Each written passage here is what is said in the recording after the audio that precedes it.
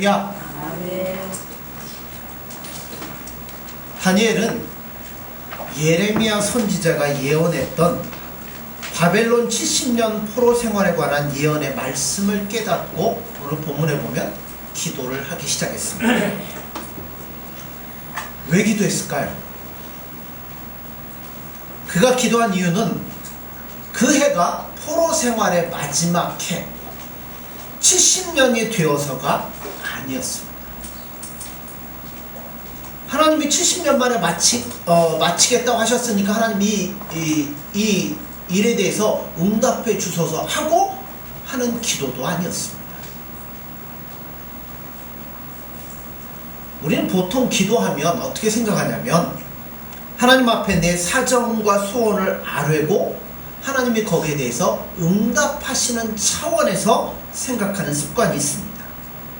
근데 오늘 다니엘의 기도는 그것보다 훨씬 더 깊은 의미를 포함하고 있습니다. 바벨론 포로 생활 70년을 마친다는 이 사건 하나 때문에 사실은 다니엘이 기도하러 들어갔습니다. 그래서 70년이라는 숫자가 오늘 굉장히 중요합니다. 레위기 25장을 한번 보시죠. 출애굽기 다음에 있습니다. 구약성경 레위기 25장 8절에서 11절.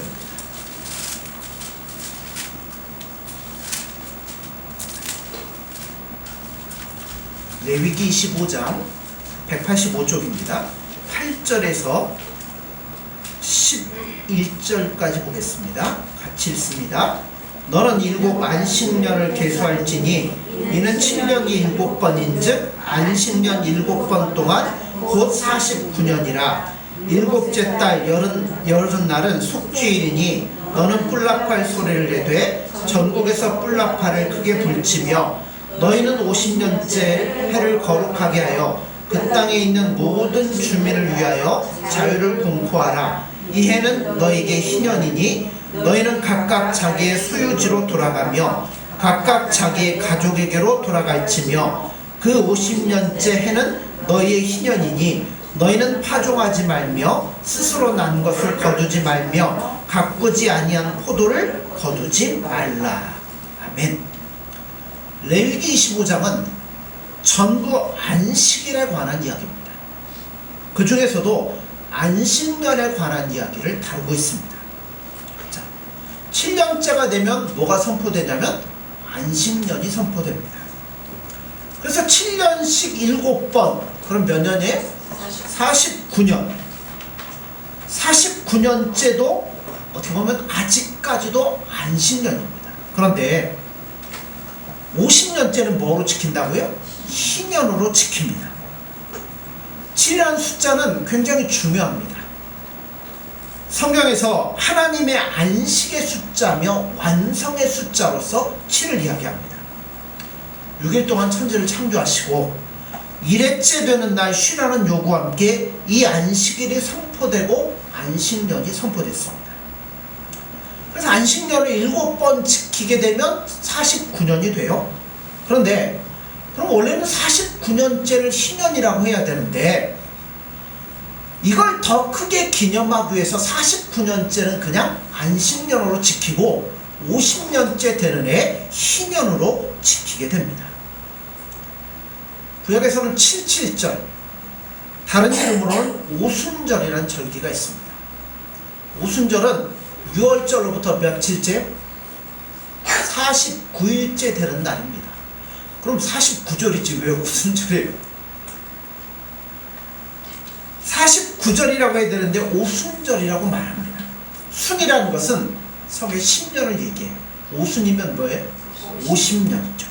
그리고 다른 말로 77절이라기도 합니다. 그래서 성경에는 어떻게 보면 49와 50은 거의 같은 개념이라고 생각할 수 있습니다. 자, 7년째를 안식년이라고 선포하고 7이라는 숫자와 상징이 있기 때문에 그것을 7번 한 것을 가장 큰 상징으로 나타내는 거예요. 그래서 77에 49, 이걸 더 크게 지키려고 한 해를 늦추어서 50년째 희년을 하는데, 그러니까 50은 사실 상징적인 숫자는 아니에요. 49가 상징적인 숫자입니다. 자, 50년이 되면 뭐가 선포돼요? 희년이 선포됩니다. 그럼 어떤 일들이 벌어져요? 네, 모든 것들이 제자리로 돌아갑니다. 노예로 끌려갔던 자들은 자유를 얻고 가족의 품으로 돌아가고, 내가 피치 못할 사정으로 내 땅을 다 팔아버렸어요. 그러면 이게 어떻게 돼요? 원주인에게로 50년 희년이 선포되면 돌아가도록 되어 있습니다. 이스라엘 민족들도 먹고 사는 게 힘들면 누구도 팔아요? 자식도 팔았습니다. 그러나 희년이 되면 몇 년을 일했든지 얼마에 샀든지 상관없이 돌려보내도록 되어 있습니다. 노예되었던 자를 무조건 석방하고 남의 땅을 산 것은 원주인에게 무조건 돌려주도록 되어 있습니다. 원래 이스라엘 민족이 가나안에서 얻은 땅은 자기들이 노력해서 얻은 땅이 아니잖아요. 누가 주신 것? 하나님이 주신 것. 어떻게 해요? 제비 뽑아서 나눠 가진 것에 불과합니다. 그래서 이스라엘 민족에게 땅은 나의 것이 될 수도 없고 남의 것이 될 수도 없어요. 팔고 사는 일이 있어도 희년이 되면 무조건 원소유자에게로 돌아가도록 되어 있습니다. 이것이 의미하는 게 뭐냐면, 이스라엘 민족이 갖는 기업은 영원한 기업이라는 겁니다.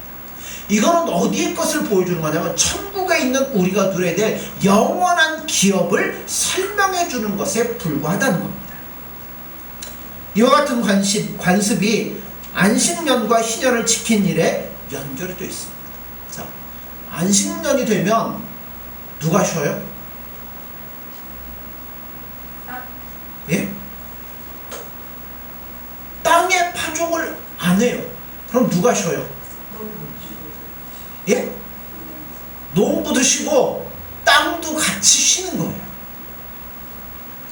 희년은 안식년에 대한 최고의 상징입니다. 안식년을 쉬었으면 희년은 뭐 해야 돼? 더 크게 쉬어야 됩니다. 그러니까 희년에는 파종을 안 할 뿐만 아니라 팔려갔던 종들도 다 돌려보내고 빼앗았던 토지도 원주인에게 돌려줍니다. 그래서 안식년이 되면 땅이 쉬게 되고, 땅이 쉬게 되면 땅을 경작해야 되는 농부들도 다 쉬도록 되어 있습니다.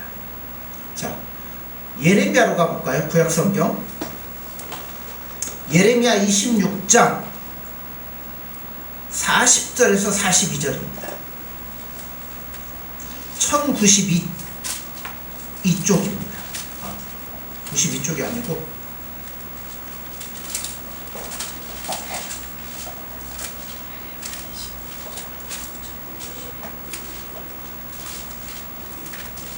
제가 잘못 찾았네.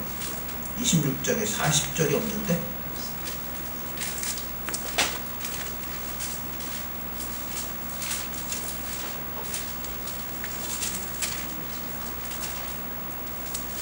그냥 제가 읽겠습니다.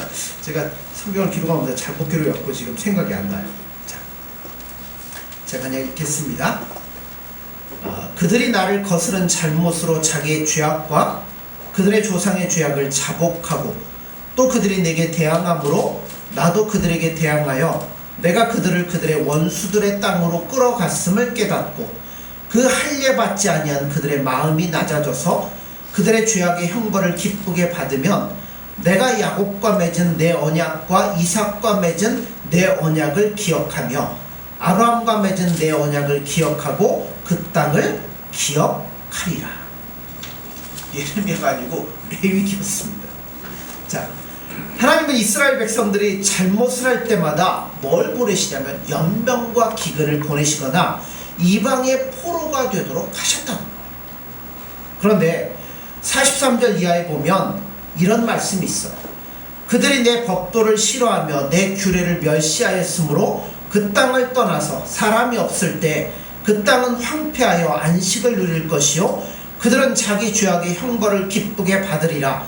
그런즉 그들이 그들의 원수의 땅에 있을 때 내가 그들을 내버리지 아니하며 미워하지 아니하며 아주 멸하지 아니하고 그들과 맺은 내 언약을 폐하지 아니하리니 나는 여호와 그들의 하나님이 됨이니라. 자, 이스라엘 백성들이 바벨론의 포로로 70년을 끌려가게 됩니다. 그들이 포로로 끌려가게 된 후에 그러면 누가 안식을 누리냐면 그들이 거하던 땅이 안식을 누리게 된다는 겁니다. 그리고 이어서 그들이 대적의 땅에 거할 때 하나님께서 이스라엘 백성들을 실어버리지 아니하며 미워하지 않을 거라고 했어요. 자, 포로로 70년을 끌려갑니다. 그동안 이스라엘 백성들의 땅은 뭐하냐면 안식을 누리고 있어요. 그런데 하나님이 뭐라고 말씀하냐면 포로로 끌려간 그들을 미워하지 아니하며 실어버리지 아니하였다라고 하나님이 말씀을 하고 있다는 거예요. 자, 이스라엘 백성들이 포로로 끌려가면 그들이 거하던 땅에 경작할 사람이 없어지므로 그 땅은 안식년같이 되어버립니다. 근데 하나님이 뭘 보고 계시다고요? 그 땅을 보고 계신다고 했어요. 이게 무슨 의미일까요? 이스라엘 백성들은 포로로 끌려갔어요. 어려움을 당해요. 그런데 하나님이 그들을 싫어하지 아니하며 미워하지 않는다고 했어요. 그런데 하나님의 눈은 지금 어디를 보고 있다고 그랬어요? 이스라엘 땅. 거기 아무도 없는데 왜요?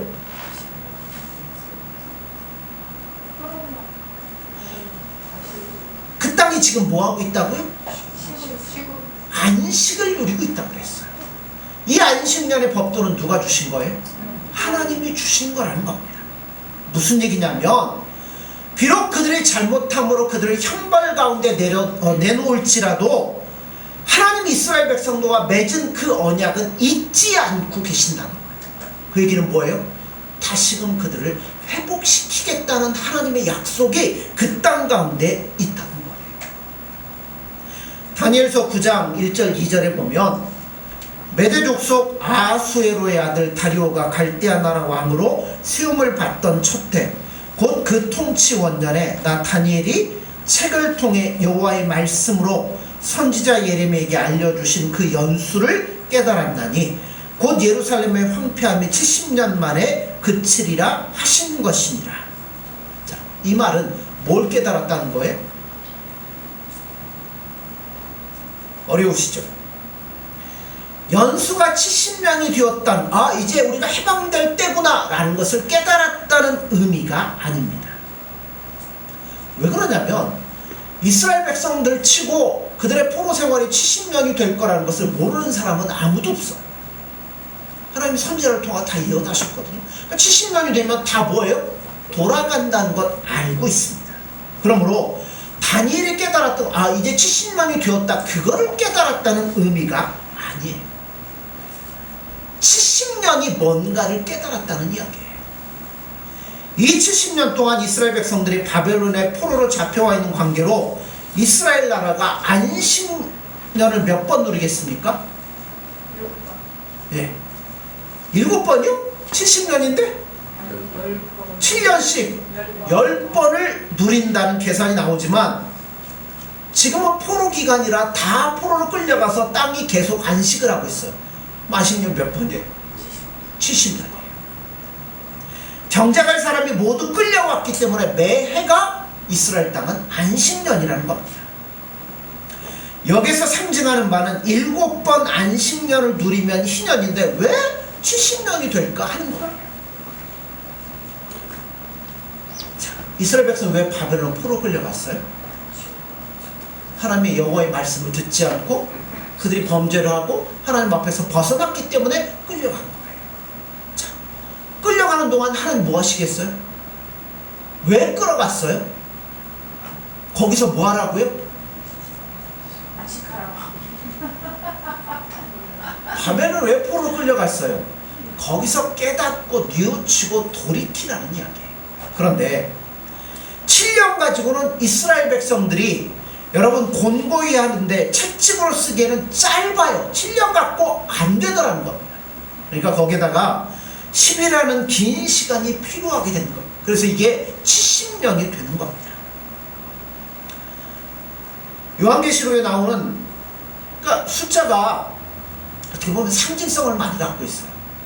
14만 4천이라는 숫자가 나옵니다. 그것도 수학적인 숫자예요. 왜 14만 4천이 나옵니까? 구약을 대표하는 12지파 12, 신약의 12제자 12 곱하면 144. 근데 많다는 의미로 1000배를 더해서 14만 4천이 되는 거예요. 마찬가지로 70년에 70년은 뒤에 10은 문제가 되질 않습니다. 7이 문제예요. 의미가 있어요. 즉 희년을 선언하시는 겁니다. 바벨론 포로를 보고 다니엘은 이것을 깨달은 게 바로 이거라는 거예요. 하나님 우리를 쫓아내신 것은 버리시기 위함이 아니라 깨우치도록 하기 위함이었다는 겁니다. 우리를 버려두시고 하나님이 보시는 것은 계속 어디를 봤어요? 그 약속을 보고 계셨던 거예요. 모든 것이 누리고 나면 이제 안식의 땅, 원래로 돌아가는 그 땅, 바로 그것을 하나님은 뭐하고 있죠? 계속 지켜보고 계셨다는 것을 다니엘이 깨달았다는 거예요. 비록 우리의 죄로 우리가 넘어지고 우리의 죄로 우리가 하나님 앞에 버림을 받을지라도, 우리는 버림받은 것 같을지라도 하나님은 뭐 하신다는 거예요? 그렇죠. 우리를 지켜보시며 그 약속을 포기하지 않고 끝까지 우리를 인도하고 계시다는 것을 다니엘이 깨닫기 시작했다는 겁니다. 그래서 들어가는 거예요. 하나님 앞에 기도하러 가는 거예요. 죄를 뒤집어 쓰고 하나님 앞에 그 심정을 고백하며 하나님 앞에 기도하는 겁니다. 자, 구약성경 보세요. 역대하 36장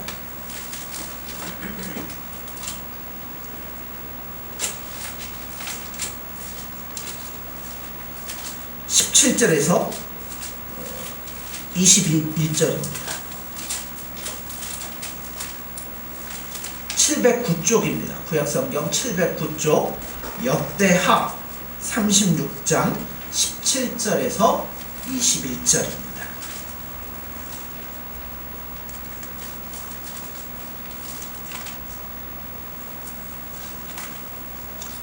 같이 읽습니다.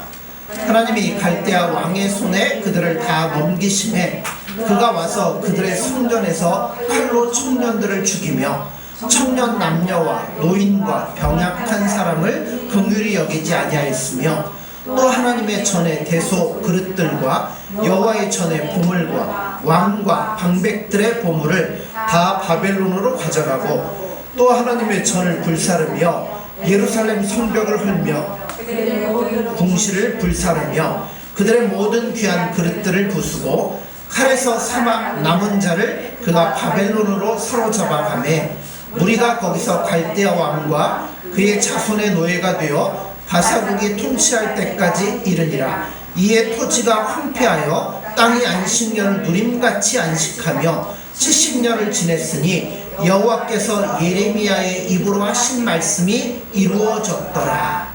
아멘. 이 부분을 보면 어떻게 보면 악착같이 안식년을 누렸다는 의미로 쓰여지고 있습니다. 또 이 연수의 중요함 때문에 이 부분, 즉 역대하 끝에 70이라는 숫자를 악착같이 붙이고 있는데요. 자, 이어서 보죠. 36장 22절에서 23절입니다. 같이 읽습니다.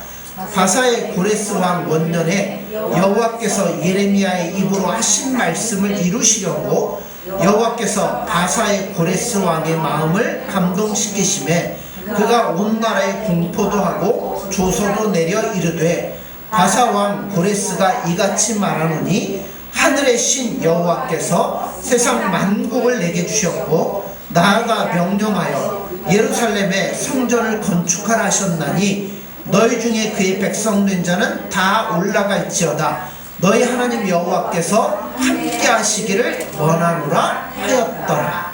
아멘. 어떻게 보면 이 뒷부분은 부록처럼 붙는 것 같습니다. 바벨론 포로는 단순한 채찍과 단순한 징계와 단순한 진노하심 정도가 아니라는 이야기를 하나님이 이래서 못 박아 놓고 계신다는 겁니다. 그러니까 다니엘이 그것을 깨닫기 시작한 거예요. 예레미야가 바벨론 포로가 된 지 70년 만에 포로 생활을 마치리라 한 그 말씀을 깨달은 다니엘이 뭐하기 시작하냐면 베옷을 입고 금식하고 죄를 뒤집어 쓰고 하나님 앞에 나아가서 기도하기 시작합니다. 그러니까 우리처럼 뭔가 필요한 게 있어서 하나님 앞에 기도한 게 아니라 하나님의 섭리와 뜻을 깨닫고 하나님 앞에 나아가기 시작했어요. 그래서 뭐라고 기도하겠어요? 주여, 우리는 죄를 져서 주 앞에 욕을 먹어 마땅하지만 하나님은 도대체 그런 우리에게 이렇게 다음없는 계획을 갖고 계십니까? 어떻게 우리를 이렇게 사랑하십니까? 하면서 하나님 앞에 감격함으로 나아갔다는 거예요. 여러분, 자석을 모래밭에다 이렇게 막 휘두르면 뭐가 달라와서 붙죠? 색깔들이 와서 달라붙어요. 여러분, 우리도 사실은요, 예수님 앞에 뭐 해야 돼요? 철가루 자석에 달라붙는 것처럼 달라붙어야 돼요. 여러분, 우리가 예수님 앞에 온전히 거하게 되면 쇳가루들이 자석에 달라붙듯 하나님의 은혜와 축복들은 우리 안에 달라붙도록 되어 있습니다. 보세요. 좌절할 수밖에 없는 우리들이, 도망갈 수밖에 없는 우리의 모습입니다. 그러나 그것으로 좌절할 수 없고 포기될 수 없는 하나님의 사랑이 우리를 붙잡고 계시다는 거예요. 아멘. 그 깊은 배려, 사랑, 그것이 부끄러움과 수치 속에서도 다니엘이 깨달을 때 얼마나 감격스러웠겠어요. 우리가 비록 죄로 인하여 우리의 이 허물로 인하여 이렇게 포로로 끌려왔을지라도 하나님은 우리를 포기하지 않으시고 우리를 사랑하시며 배려하시며 우리가 돌아갈 그곳을 지금도 보고 계시다는 그 하나님의 은혜를 깨닫게 될 때 넘쳐나오는 눈물 속에서 하나님 앞에 무릎을 꿇고 그거 하나님 아버지, 오늘 우리 식으로 얘기하면 사랑합니다 예수님, 그런 고백을 하고 있었다는 겁니다. 그게 다니엘의 기도라는 거예요. 우리에게 기도를 용납하시는 하나님 아버지 모습이라는 겁니다. 제가 지지난 시간에 기도하면서 좀 뻔뻔해지자고 그랬죠. 왜 뻔뻔해지 하면 하나님 우리 아버지시니까. 이 다니엘의 기도를 여러분 마음속에 새기시기 바랍니다. 우리 형편과 처지가 어떻든지 우리 하나님 아버지는 우리를 포기하지 않으십니다. 우리를 사랑하십니다. 그리고 우리를 향하여 그 눈을 거두지 않고 지켜보고 계시다는 겁니다. 비록 지금은 이럴지라도 우리가 자유를 누리는 그날, 석방의 날, 용서의 날,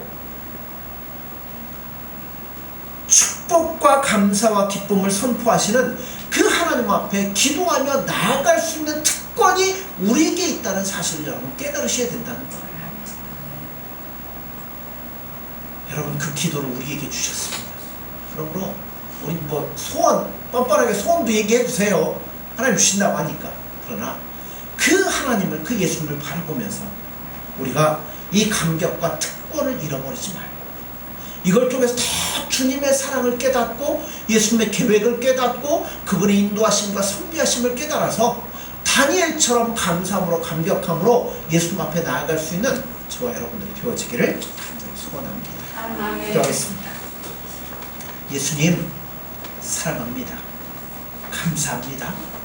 이스라엘 백성들이 비록 잘못으로 포로로 끌려왔을지라도 하나님은 그들을 싫어하지 아니하시며 버리지 아니하시며 그들이 다시금 돌아갈 그 안식의 땅을 바라보고 계셨던 것처럼 오늘 저희들 비록 예수님 기뻐하는 뜻대로 산다고 하지만 얼마나 우리에게 허물이 많고 죄가 많고 연약함이 많습니까? 그럼에도 우리를 하나님 싫어하지 아니하시며 버리지 아니하시고 오늘도 우리를 사랑의 손길로 이끌어가고 계시는 예수님의 그 사랑의 손길을 저희들이 바라봅니다. 그리고 그 사랑 앞에 저희들 기도함으로 나아갈 수 있는 특권을 주셨음을 감사합니다. 오늘도 저희들이 세상에 헛된 것 구하지 않도록 도와주시고 그 예수님의 계획과 그 섭리와 사랑을 더 깊이 깨달을 수 있도록 기도함으로 예수님 앞에 나아갈 수 있는 저희들이 될 수 있도록 함께하여 주옵소서. 예수님의 이름으로 기도드립니다. 아멘.